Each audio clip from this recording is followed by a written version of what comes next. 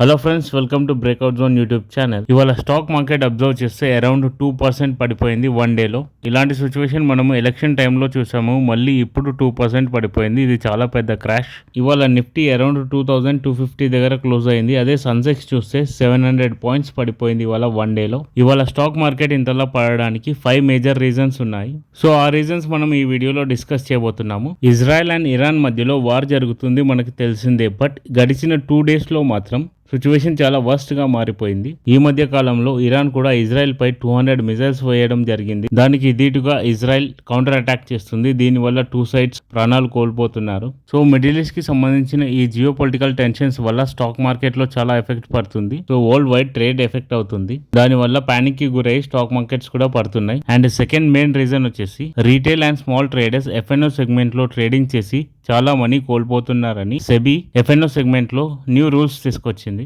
ఇందులో భాగంగా weekly option contracts కూడా తగ్గించడం జరిగింది. అదే విధంగా and small retail traders F&O segment లో ఎక్కువగా చేయకూడదని మినిమం అమౌంట్ రిక్వైర్డ్ ని కూడా 3 times వరకు పెంచేయడం జరిగింది. అంటే అరౌండ్ లార్జ్ క్యాపిటల్ ఉన్న వాళ్ళే ఎఫ్ఎన్ఓ సెగ్మెంట్ లో ట్రేడింగ్ చేసేలాగా ఈ రూల్స్ తీసుకొచ్చారు. సో ఈ రూల్స్ అండ్ రెగ్యులేషన్స్ డైజెస్ట్ చేసుకోవడానికి కూడా కొంచెం టైం పడుతుంది. ఇవాళ మార్కెట్ క్రాష్ కావడానికి ఇది కూడా మెయిన్ రీజన్ అని చెప్పొచ్చు.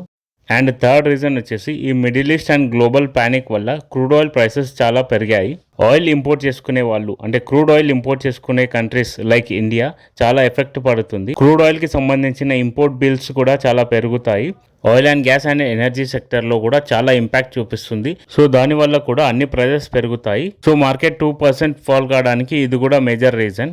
అండ్ ఫోర్త్ రీజన్ వచ్చేసి China stock market and economy కూడా మళ్ళీ బౌన్స్ బ్యాక్ అవ్వడం జరుగుతుంది. So foreign institutional investors India నుంచి ఈక్విటీస్ ని సెల్ ఆఫ్ చేసి చైనా మార్కెట్ లోకి కూడా వెళ్తున్నారు. భారీ ఎత్తున profit booking and sell off చేయడం వల్ల మన స్టాక్ ప్రైసెస్ పడిపోయి హ్యూజ్ కరెక్షన్ ఇవ్వడం జరుగుతుంది. అండ్ ఫిఫ్త్ రీజన్ వచ్చేసి global market clues. Overnight గా Asian markets and US markets పడిపోవడం వల్ల మన ఇన్వెస్టర్స్ కాన్ఫిడెన్స్ కూడా కోల్పోతున్నారు. దాని వల్ల కూడా మన స్టాక్ మార్కెట్ క్రాష్ అవుతుంది. ఇవాళ మేజర్ గా పడిపోయిన స్టాక్స్ మనం చూసుకుంటే డాబర్ ఇండియా 6% వరకు పడింది. పవర్ ఫైనాన్స్ కార్పొరేషన్ అరౌండ్ 5% పడిపోయింది. డిఎల్ఎఫ్ 5% పడింది. బీపీసీఎల్ కూడా అరౌండ్ 5% డౌన్ సైడ్ లో క్లోజ్ అయింది. ఐఆర్సిటిసి అరౌండ్ 4.8% పడిపోయింది. శ్రీరామ్ ఫైనాన్స్ 4.5% పడింది. Indian Oil Corporation and LNT కూడా అరౌండ్ 4% డౌన్ సైడ్ లో క్లోజ్ అయింది. సో ఇలాంటి టెంపరీ పానిక్ వల్ల మార్కెట్ క్రాష్ అవుతే ఇది ఒక మంచి ఆపర్చునిటీగా తీసుకొని మనం ఇన్వెస్ట్ చేయాలి. ఫండమెంటల్లీ స్ట్రాంగ్ ఉన్న కంపెనీస్ మనం వెతికి దాంట్లో ఇన్వెస్ట్ చేస్తే మంచి రిటర్న్ వచ్చే అవకాశం ఉంటుంది. సో ఇలాంటి స్టాక్ మార్కెట్ రిలేటెడ్ అప్డేట్స్ చూడాలి అనుకుంటే సబ్స్క్రైబ్ చేయండి. అదేవిధంగా నోటిఫికేషన్ బెల్ ప్రెస్ చేయండి. మా ఎఫర్ట్స్ కనుక మీకు నచ్చితే మా వీడియోని లైక్ చేయండి. Thanks for watching our video.